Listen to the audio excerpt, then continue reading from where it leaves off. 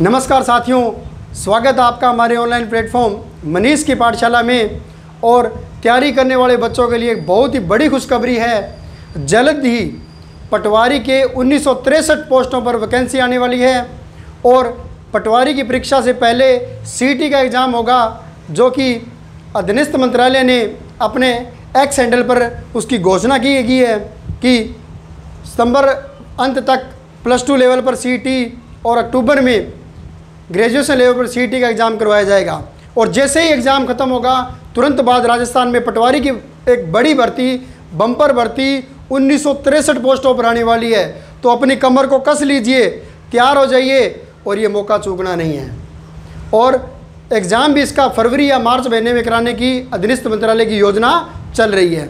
तो पटवार भर्ती है, उसमें क्या सिलेबस रहेगा, क्या कुछ आएगा, क्या वेटेज रहेगा, कौन कौन के प्रश्न आएंगे, वो सारे मैं लेकर आपके सामने पेश हुआ हूँ। उसके पाठ्यक्रम पर और परीक्षा स्कीम पर अपने इस वीडियो में चर्चा करेंगे। पटवारी भर्ती है, उसका पेपर है वो 3 घंटे का होता है और उसके अंदर जो परीक्षा की स्कीम है वो इस प्रकार से है।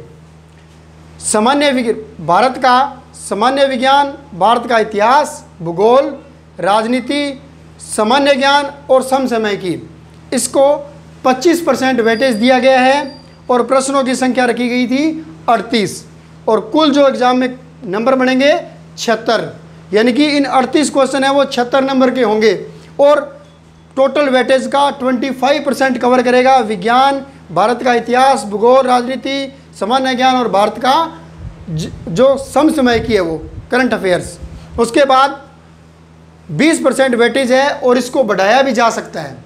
उसमें आएगा राजस्थान का इतिहास, राजस्थान की संस्कृति, राजस्थान का भूगोल, राजस्थान की राजनीति, और इसका जो वेटेज रखा गया है वो 20% और प्रश्नों की संख्या 30 और टोटल मार्क्स होंगे 60। यानी कि ये जो 20% है ये अपने लिए बहुत ज़्यादा महत्वपूर्ण है, क्योंकि ये तो भारत के हर स्टूडेंट्स को पता है, लेकिन राजस्थान का जो इतिहास, संस्कृति, भूगोल है वो स्पेशली राजस्थान के बच्चों के लिए जोड़ा गया है।